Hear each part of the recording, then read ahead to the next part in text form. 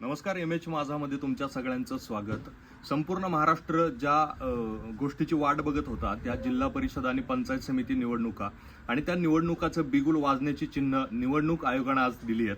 म्हणजे राज्य निवडणूक आयोगाच्या माध्यमातून आज एक परिपत्रक जाहीर करण्यात आलं, एक प्रेस नोट जाहीर करण्यात आली आहे. त्यामध्ये जिल्हा परिषद पंचायत समिती निवडणुका संदर्भात राज्य निवडणूक आयोगाची एक महत्त्वपूर्ण पत्रकार परिषद जी आहे ती आज 4 वाजता म्हणजे 13 जानेवारी रोजी ठीक 4 वाजता ही मुंबईमध्ये म्हणजे सह्याद्री अतिथीगृह मलबार हिल मुंबई येथे 4 वाजता ठेवण्यात आलेली आहे. त्याच अनुषंगानं आज 4 वाजता पंचायत समिती आणि जिल्हा परिषदेच्या निवडणुकांची आचारसंहिताही सुद्धा जाहीर होऊ शकते असं तज्ज्ञांकडून सांगितलं जाते. आणि त्या अनुषंगानं आतापर्यंत सबंध महाराष्ट्राची जी उत्सुकता होती, मतदारांची उत्सुकता होती, इच्छुक उमेदवारांची जी उत्सुकता होती ती आता शिगेला पोहोचलेली होती. आणि काल आज या 4-5 दिवसात पत्रकार परिषद होईल निवडणूक आयोगाची हे शक्यता वर्तवण्यात आली होती. आणि त्याच अनुषंगानं आज 4 वाजता जी आहे ती पत्रकार परिषद घेण्यात येणार आहे. आणि या 4 वाजताच्या पत्रकार परिषदेतील पुढील जी निवडणुकीची प्रक्रिया आहे ती जाहीर करण्यात येईल. त्याच अनुषंगानं आज 4 वाजताची पत्रकार परिषद ही